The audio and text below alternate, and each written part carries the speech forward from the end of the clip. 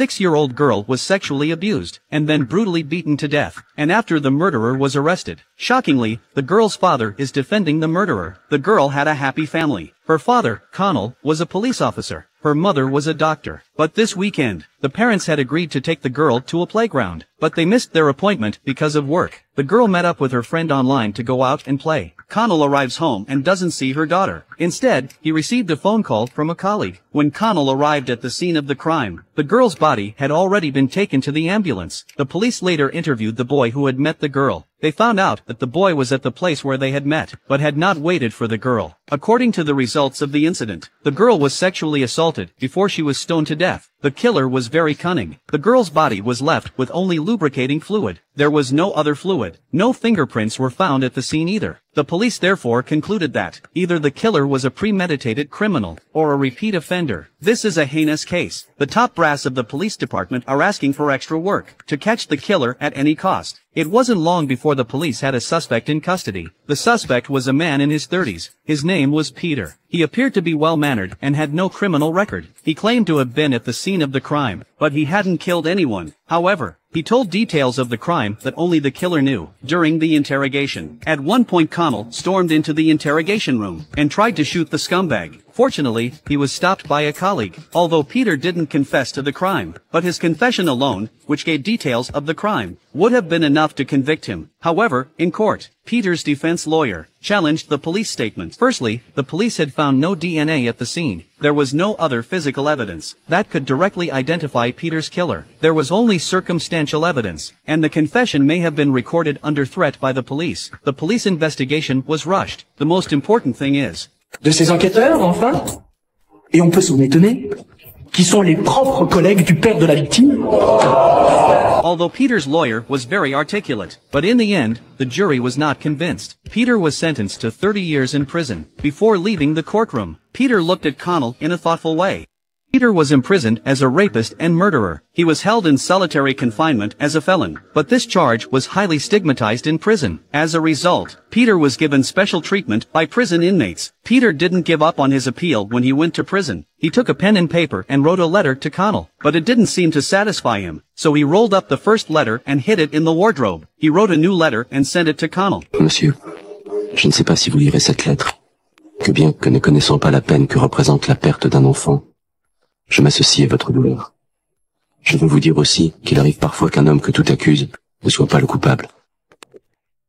The point of Peter's letter is to tell Connell that the real killer is still out there. I hope Connell will reopen the investigation. Otherwise, there will be more victims. Although Connell didn't believe Peter's story, but the seeds were planted in his mind. A year later, Connell was on a mission. Connell heard a police radio broadcast about a suspect named Shannon, who had been arrested by the police. This man had been killing people since he was 20. He'd been wandering the streets since then, picking on unaccompanied children. It was a case that made Connell keep an eye out. He went back to the station and asked his superiors to look into the Shannon case, because he had a hunch. This Shannon could be connected to his daughter's case. Connell checked Shannon's case file. He found that Shannon was mentally ill. He also had some memory problems. He often referred to details from case 1 to case 2. Secondly, his modus operandi was similar to that of his daughter's case. In addition to that, there was one other thing that raised Connell's suspicions. That Shannon had a cousin who lived near the scene of his daughter's death. Connell suspected that Shannon was staying at his cousin's house. Then he killed his daughter in the woods, but he had mixed up the time and place, so no one connected the two events. To confirm his suspicions, Connell went to Shannon's cousin's house to find out what had happened. From Shannon's cousin, Shannon was a miserable child. His father was a pervert who raised Shannon as a dog. He made him eat and live with his own dog. As a result, Shannon was psychologically distorted and physically ill, and his cousin confirmed that Shannon was a suspect. During the time of Connell's daughter's accident, Shannon did live in her cousin's house. He was working for a construction crew in town for a short time. During that time, his cousin helped him to see a doctor. This is confirmed by the prescription list at the time. Connell called his colleague, asked him to ask Shannon's employer. The employer at the time confirmed that on the day of the murder, he asked Shannon to drive to the dump to burn the rubbish, and the route he took. He was driving through the same woods where the murder took place, and by extrapolation, Shannon's entry into the woods coincided with the time of Connell's daughter's death. However, when questioned by police, Shannon denied that he had killed Connell's daughter, although he had driven through the woods, but he didn't get out of his car. In the course of the year, Peter, who was in prison, sent 4 letters to Connell. None of them were answered by Connell. But this time Connell had a strong hunch. This Channon was probably the real killer of his daughter. So he sent Peter a letter back, telling him about Channon. Although Channon was a suspect, but the evidence so far is not enough to prove that Channon did it. Connell told Peter that if you were really innocent, then show proof of your innocence.